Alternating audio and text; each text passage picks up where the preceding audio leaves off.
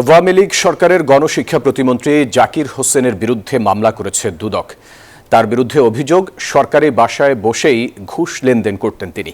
৩০ কোটি টাকা পাচারের অভিযোগ আনা হয়েছে তার বিরুদ্ধে। এছাড়া মহিলা ও শিশু বিষয়ক প্রতিমন্ত্রী মেহের আফরোজ চুমকির ৫ কোটি টাকার অবৈধ সম্পদ খুঁজে পেয়েছে দুদক। এদিকে দুদকের আবেদনের পরিপ্রেক্ষিতে সাবেক আইনমন্ত্রী আনিসুল হকের আয়কর নথি জব্দের নির্দেশ দিয়েছেন আদালত।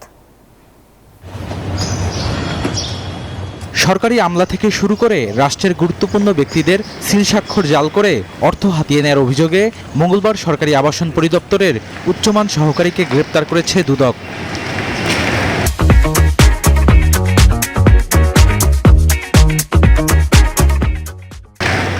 এদিন দুর্নীতির অভিযোগে সাবেক প্রাথমিক ও গণশিক্ষা প্রতিমন্ত্রী জাকির হোসেনের বিরুদ্ধে মামলা করেছে প্রতিষ্ঠানটি। দুদক বলছে, মন্ত্রী থাকাকালীন চাকরির বিনিময়ে ঘুষ নেওয়ার গুরুতর অভিযোগ রয়েছে সাবেক এই প্রতিমন্ত্রীর বিরুদ্ধে।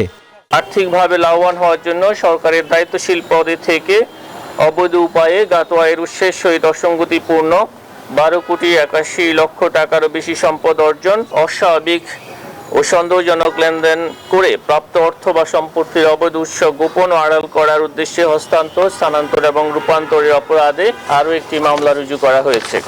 এদিকে লুটপাটের অভিযোগে মহিলা ও শিশু বিষয়ক সাবেক প্রতিমন্ত্রী মেহের আফরোজ চুমকির বিরুদ্ধে মামলা করেছে সংস্থাটি। দুদক বলছে, প্রভাব খাটিয়ে ৫ কোটি টাকার অবৈধ সম্পদ গড়েছেন চুমকি। আছে ৯ ব্যাংকে ২২ কোটি টাকার সন্দেহজনক লেনদেন। একই দিন দুদকের মামলায় ফেঁসেছেন কুষ্টিয়া ১ আসনের সাবেক এমপি সরওয়ার জাহান ও তার স্ত্রী। দুজনের বিরুদ্ধেই ক্ষমতার অপব্যবহার করে সম্পদ গড়ার অভিযোগ রয়েছে। মেহের আফরোজ সাবেক প্রতিমন্ত্রী, মহিলা ও শিশু বিষয়ক মন্ত্রণালয়, অসৎ উদ্দেশ্যে নিঃস্বার্থে আর্থিকভাবে লাভবান হওয়ার জন্য প্রাপ্ত অর্থ ও সম্পত্তির অবৈধ উৎস গোপন ও আড়াল করার উদ্দেশ্যে হস্তান্তর, স্থানান্তর, রূপান্তর করার অপরাধে সৃষ্ট ধারায় আরও একটি মামলা রুজু করা হয়েছে। এদিকে দুদকের মামলায় সাবেক আইনমন্ত্রী আনিসুল হকের আয়কর নথি ও মানিকগঞ্জ ১ আসনের সাবেক এমপি নাইমুর রহমান দুর্জয়ের ২টি প্লট, ফ্ল্যাট, ৩টি গাড়ি ও ১২ ব্যাংক হিসাব জব্দের আদেশ দিয়েছে বিচারিক আদালত।